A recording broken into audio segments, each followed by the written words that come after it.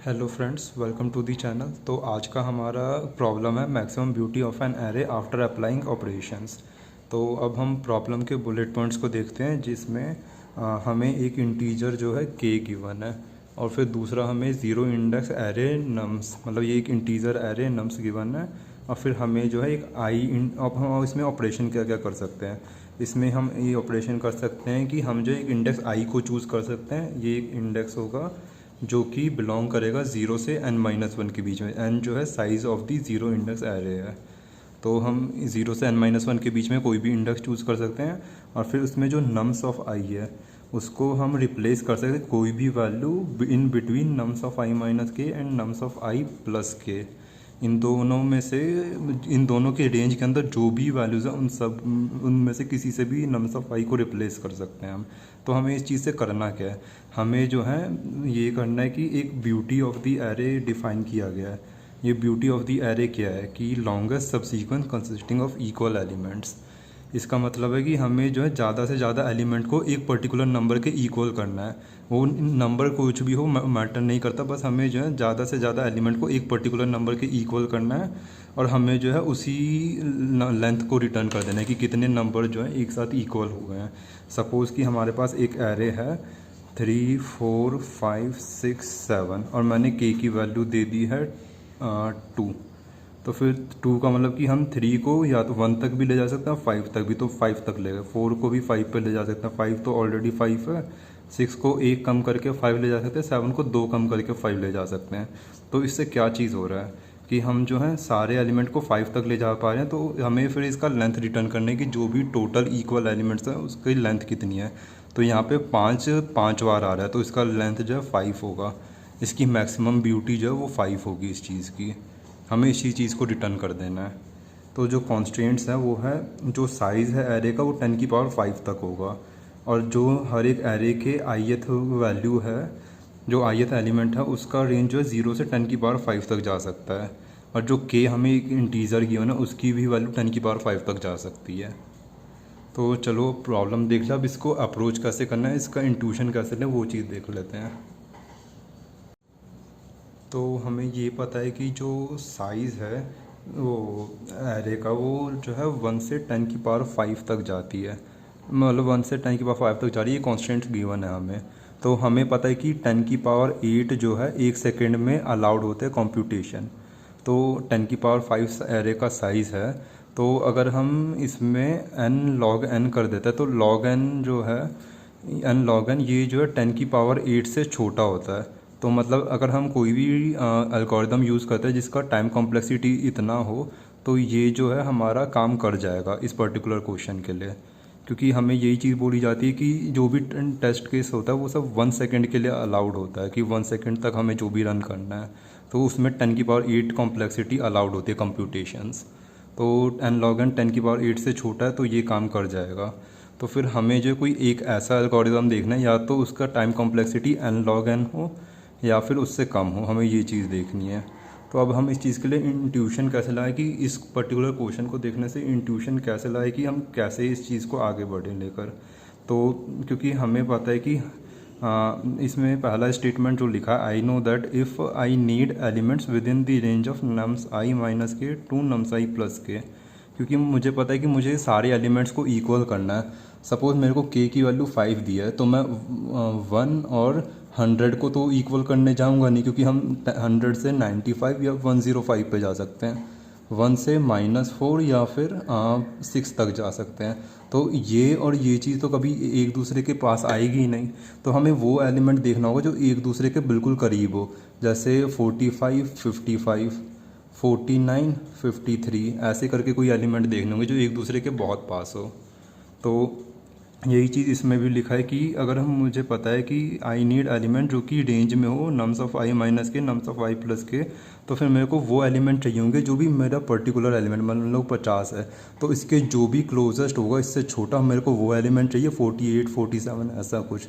और जो इससे जस्ट बड़ा होगा और इसके क्लोज होगा वो चाहिए, सपोज 52 या 53। तो हमें ऐसे एलिमेंट चाहिए होंगे। तो ये चीज़ हमें कैसे मिलेगा, ये तब मिलेगा जब हम एक एरे को शॉर्ट कर दें। जो भी शॉर्ट करेंगे तो इसके बगल में इससे जस्ट छोटा एलिमेंट होगा और इसके इस साइड में इससे जस्ट बड़ा एलिमेंट होगा। तो हमें ऐसी ही वो चीज़ें चाहिए जो इसके जस्ट क्लोज हो। तो इससे ये तो पता चल रहा है कि हमें एरो को शॉर्ट करना पड़ेगा। तो एरे को शॉर्ट करना है तो इससे और क्या चीज़ लग रहा है, मतलब और क्या चीज़ हम सोच पा रहे हैं। जो भी जब भी कभी हमारे पास शॉर्टेड एरे होता है तो एक बहुत अच्छा चांस होता है कि हम उसमें बाइनरी सर्च को अप्लाई कर सकें। तो बाइनरी सर्च को, और इस क्वेश्चन में भी जो है बाइनरी सर्च अप्लाई होगा। तो फिर बाइनरी सर्च अप्लाई होगा, लेकिन हम हमेशा ये चीज़ में कंफ्यूज कर जाते हैं कि बाइनरी सर्च अप्लाई तो होगा, लेकिन फिर उसके लिए हम रेंज क्या ले, स्टार्टिंग पॉइंट क्या होगा, एंडिंग पॉइंट क्या होगा, और स्टार्टिंग पॉइंट में हम चूज़ किस चीज़ को करें, नंबर को चूज़ करें, एरे की लेंथ को चूज़ करें, या और किस चीज़ को चूज़ करें। तो ये जो है एक बहुत इंपॉर्टेंट चीज़ होता है। तो ये भी मैंने इस चीज़ में डिस्कस किया है इस वीडियो में कि बाइनरी सर्च के लिए कैसे हमें आगे बढ़ना है, हम रेंज किस चीज़ को सेट करें, लेंथ को, नंबर को, एरे के साइज़ को। तो इस चीज़ के लिए ये है कि whatever result we have to return we take the range of that unit only. जो भी हमें रिज़ल्ट को रिटर्न करना है, हम जो है उसी चीज़ को एज अ रेंज भी लेंगे। अगर हमें आंसर में किसी नंबर की वैल्यू को रिटर्न करना है तो हम नंबर की वैल्यूज़ को ही स्टार्टिंग पॉइंट भी क्रिएट करेंगे और उसी चीज़ को एंडिंग पॉइंट भी क्रिएट करेंगे। अगर हमें जो है लेंथ को रिटर्न करना है तो हम लेंथ को ही स्टार्टिंग भी पॉइंट पे भी लेंगे, एंडिंग पॉइंट पे भी लेंथ को ही लेंगे, और उसी रेंज पे हम फिर वो जो भी बाइनरी सर्च होता है मिड वैल्यू निकाल के आगे बढ़ेंगे। जैसे कि इसको, तो हमने अपने क्वेश्चन में ये चीज़ भी लिखा है कि for our question we have to return the maximum length, हमें मैक्सिमम लेंथ रिटर्न करना है जो भी इक्वल एलिमेंट्स हैं। तो इसका ये भी मतलब है कि हम जो है जो रेंज डिसाइड करेंगे, स्टार्टिंग एंडिंग, हम इन सब में भी जो है वो लेंथ ही कंसीडर करेंगे कि स्टार्टिंग सपोज 0 है, एंडिंग जो है n है। तो 0 का मतलब है कि 0 लेंथ की कोई भी एलिमेंट एक दूसरे के इक्वल नहीं है, n का मतलब है कि सारे एलिमेंट एक दूसरे के इक्वल है। हम इस तरीके से चलेंगे क्योंकि हमें मैक्सिमम लेंथ रिटर्न करना है, तो हम लेंथ को ही कंसीडर कर रहे हैं उसके रेंज के लिए भी। तो यही चीज़ डिफाइन किया, लेंथ 0 है एंड इक्वल टू n का मतलब कि मैक्सिमम लेंथ जो भी पॉसिबल है, और मिड जो है st प्लस en/2। तो इसका मतलब है कि कोई भी mid plus 1 length of the array. अगर ये चीज़ जो है ट्रू होता है तो इसका मतलब ये होगा कि जो इतने नंबर ऑफ एलिमेंट जो है वो जो है इक्वल फाइंड हो चुके हैं हमारे एरे में। तो इस चीज़ को हम इस तरीके से लेते हैं कि जो भी हमें बाइनरी सर्च में रेंज जो है वो हम उसी चीज़ को लेते हैं जो हमें आंसर रिटर्न करना होता है। ये ऐसा मतलब हो सकता है इसका कोई एक्सेप्शनल केस हो, मगर मैंने जो भी अभी तक बाइनरी सर्च यूज़ किया उसमें ये केस बहुत अच्छे तरीके से काम करता है कि जो भी आंसर चाहिए हम उसी चीज़ को एज अ रेंज बना के चलते हैं। तो अगर if the length mid plus 1 is selected into our final result would mean that the numbers that can be equal are of length mid plus 1। जैसा कि कहा कि अगर मिड प्लस 1 जो है सेलेक्ट हो जाता है या फिर ये अचीव्ड हो जाता है जो भी हम कोड लिखते हैं उसमें, तो इसका ये मतलब होगा कि हमारे एरे में मिड प्लस 1 एलिमेंट है जिसके पास इक्वल नंबर ऑफ वो है, मतलब ऐसे mid plus 1 number of element है जो कि इक्वल हैं एक दूसरे के। If we have elements in sorted order and then what we can think is, जो मैंने मिड लेंथ लिया वहीं का उसी का एग्जांपल लिए कि मान लो कि हमने मिड लेंथ यहाँ से यहाँ तक ले लिया, तो एक ith है और i माइनस मिड जो है ये सबसे छोटा एलिमेंट होगा, ये सबसे बड़ा एलिमेंट होगा मिड के रेंज में, क्योंकि हमने शॉर्ट किया तो ये छोटा ये बड़ा। तो अब हम ये कैसे देखें कि इसके अंदर के सारे एलिमेंट एक ही डायरेक्शन में जा रहे हैं या एक पर्टिकुलर पॉइंट पे कन्वर्ज करेंगे। ये इस तरीके से देख सकते हैं कि अगर i माइनस मिड में हम k की वैल्यू प्लस करते हैं, अब वो कहीं यहाँ पे आ जाता है। i माइनस मिड पे k की वैल्यू जोड़ दी तो फिर वो कहीं यहाँ पे आ रहा है, और i में से k की वैल्यू माइनस की तो वो कहीं यहाँ पे आ रहा है। तो ये पर्टिकुलर जो भी पॉइंट होगा इस पे जो है यहाँ से कितने भी एलिमेंट हो वो सभी के सभी यहाँ पे पहुँच जाएंगे, क्योंकि लार्जेस्ट एलिमेंट जब यहाँ पे पहुँच गया है तो छोटा वाला एलिमेंट कहीं पे भी बीच में पहुँच जाएगा, और जब छोटा सबसे छोटा एलिमेंट इससे बड़े पे पहुंच गया है तो इसके बीच में जो है इसका छोटा एलिमेंट भी डेफिनेटली पहुंच जाएगा। तो ये इसी तरीके इसी इंट्यूशन पे बेस्ड है ये पूरा एल्गोरिदम। तो हमें इस चीज़ के लिए करना क्या है, अब हम फाइनल अप्रोच की तरफ जाते हैं कि स्टेप्स क्या फॉलो करें। तो पहला तो एरे को शॉर्ट कर सकते हैं, दूसरा कि हम जो हैं एक रेंज ले सकते हैं, और रेंज पे ये जो है ये डिटरमाइन करेगा कि लेंथ ऑफ दी एरे जो कि इक्वल नंबर ऑफ नंबर्स को कंटेन कर रहा है। मतलब जैसे कि पिछले पेज पे दिखाया था कि सारे एलिमेंट 5 पे कन्वर्ज कर रहे थे, तो उसके टोटल नंबर कितने थे या टोटल लेंथ कितना था जिस पे इक्वल नंबर आ रहे थे। तो ये उसी चीज़ को डिनोट कर रहा है, starting zero and n minus one, और रिज़ल्ट जो फाइनल आंसर को कंटेन कर रहा है जिससे हमने ज़ीरो से स्टार्ट करेंगे। फिर हम बाइनरी सर्च का लूप लगाएंगे जो वो होता है S T less than equal to E N से जो हम स्टार्ट करते हैं वो वाला। मिड कैलकुलेट करेंगे, फिर हर एक रेंज के लिए हम जो है वो लूप लगाएंगे, आई की वैल्यू मिड से लेके एन तक फाइनल तक जाएंगे और चेक करेंगे कि अगर जो स्मॉलेस्ट प्लस के है जैसा यहाँ पे बताया था कि ये रेंज है मिड का, तो ये लार्जेस्ट हो गया, ये स्मॉलेस्ट होगा। स्मॉलेस्ट प्लस के जो है वो या तो बड़ा आना चाहिए नहीं तो इक्वल आना चाहिए स्मॉलेस्ट प्लस माइनस के, लार्जेस्ट माइनस के। तो जब ये होगा तो फिर हम चूज़ करेंगे जो भी वैल्यू है मिड प्लस वन, क्योंकि ये अचीवेबल होगा इस केस में। तो फिर ये अचीवेबल होगा तो या तो मिड प्लस वन बड़ा है या फिर जो अभी तक रिज़ल्ट स्टोर करके आए वो बड़ा है, उन दोनों की मैक्सिमम वैल्यू को रिज़ल्ट में स्टोर करेंगे। और जब हर एक आइट्रेशन कर लेंगे तो उसके बाद फाइनली रिज़ल्ट को रिटर्न कर देंगे हम।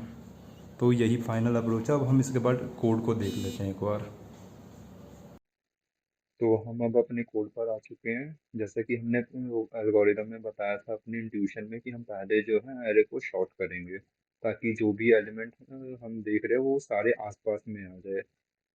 लेफ्ट वाले सारे उसके क्लोजेस्ट इंक्रीजिंग ऑर्डर में हो, क्लोजेस्ट छोटा एलिमेंट, और राइट साइड पे उसके क्लोजेस्ट बड़ा एलिमेंट। ये फिर हमने स्टार्ट पॉइंट लिया, उसकी लेंथ को एन में स्टोर किया, एंड पॉइंट लिया, और ये सारे लेंथ ही हैं क्योंकि हमें लेंथ रिटर्न करना है तो हम रेंज भी लेंथ का ही ले रहे हैं। रिजल्ट फिर ज़ीरो से हमने स्टार्ट किया। फिर ये लूप जो है बाइनरी सर्च का लूप चला रहा है। मिड पार्ट जो है जैसे कैलकुलेट करता है बाइनरी सर्च में starting plus ending by two, और फिर स्टार्टिंग में अचीव को फॉल्स रखा है। इस अचीव का सिग्निफिकेंस ये है कि अगर हमें कोई ऐसा एलिमेंट मिल रहा है जिसमें बिगेस्ट माइनस के जो है वो स्मॉलेस्ट माइनस के दोनों एक दूसरे को ओवरलैप कर रहे हैं, तो उस केस में ये अचीव जो है ट्रू हो जाता है। ये अचीव बस इस चीज़ को डिनोट कर रहा है कि हमें पूरे उसमें पूरे एक लूप में हमें एक एक भी ऐसा पॉइंट मिला है जहाँ पे वो दोनों पार्ट एक दूसरे को ओवरलैप कर रहे हैं कि नहीं। क्योंकि हमें यही चीज़ देखना, अगर ओवरलैप कर रहे हैं तो इसका ये मतलब है कि एक पॉइंट ऐसा आएगा जहाँ पे उसके जितने भी विद इन दी रेंज है नम्स ऑफ आई और nums of i minus mid, तो उसके बीच के जितने भी एलिमेंट है वो सब किसी एक पॉइंट पे कन्वर्ज हो सकते हैं। ये इस चीज़ के लिए है। तो अचीव को स्टार्टिंग में फॉल्स रखा है, बाद में ट्रू किया है अगर वो पर्टिकुलर कंडीशन सेटिस्फाई हो रही है ओवरलैपिंग वाली, और ओवरलैपिंग सेटिस्फाई नहीं हो रही है इसका ये कंडीशन है कि बिगेस्ट माइनस के बड़ा है स्मॉलेस्ट प्लस के से। तो कोई भी ओवरलैपिंग नहीं होगा तो हम उस पार्ट को कंटिन्यू कर देंगे, हम उस पूरे आइटरेशन को छोड़ देंगे। अदरवाइज हम अचीव को ट्रू कर रहे हैं कि हाँ ओवरलैपिंग है और फिर ब्रेक कर दे रहे हैं। तो अगर ओवरलैपिंग है तो हमें जो भी हमने लेंथ लिया है वो, या फिर अभी तक का जो भी मैक्सिमम चला आ रहा है रिजल्ट में वो, उन दोनों का हाईएस्ट हमें रिजल्ट में स्टोर करना है। और फिर अभी तक का लेंथ जो है आ चुका है तो हम इससे बड़े लेंथ की तरफ जा सकते हैं। तो एस टी जो मिड प्लस वन होगा। और अगर अचीव फॉल्स हुआ तो मतलब इतना बड़ा लेंथ का कोई भी एलिमेंट नहीं है जो एक दूसरे पे कन्वर्ज कर पा रहा है। तो हम क्या कर रहे हैं कि हम जो है लेंथ को अपने छोटा कर रहे हैं, एंड को मिड माइनस वन कर रहे हैं, और फिर फाइनली जो है हम रिजल्ट को रिटर्न कर दे रहे हैं यहाँ पे।